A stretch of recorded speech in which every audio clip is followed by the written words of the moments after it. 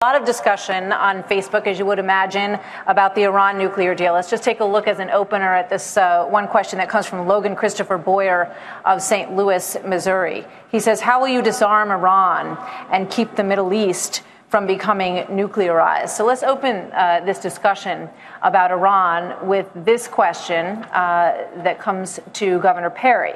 Governor Perry, here's the question for you.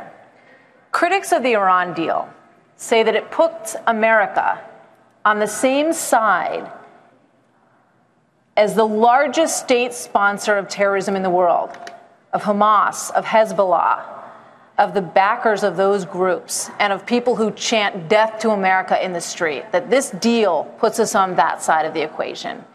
But our traditional Middle East allies, led by Saudi Arabia, have also funneled support to Islamic radical groups who want to kill Americans.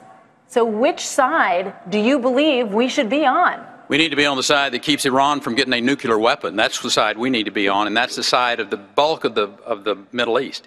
And we need to have some coalitions in that part of the world to go after ISIS, but we also need to send a clear message. And hopefully, you know, Senator Graham, I know where he's going to be on this, but we use Congress, and we use Congress to cut this funding. One of the great challenges that we have, $150 billion is fixing to go to a country that killed our Marines in Lebanon, that used their weapons to kill our young men in Iran. And the idea that this negotiation, I will tell you one thing, I would a whole lot rather had Carly Fiorina over there doing our negotiation than John Kerry. Maybe we would have gotten a deal where we didn't give everything away. But the issue for us is to have a Congress that stands up and says not only no, but hell no to this money going to a regime that is going to use it for terror. Susan Rice has said that, and we need to stand up and strongly and clearly tell the Ayatollah that whoever the next president of the United States is going to be, and I'll promise you if it's me, the first thing that I will do is tear up that agreement with Iran. Senator Rubio. Senator Rubio, more than 3,000 people sent us questions about the economy and jobs on Facebook. And here is a video question from Tanya Sialko from Philadelphia. Here she is.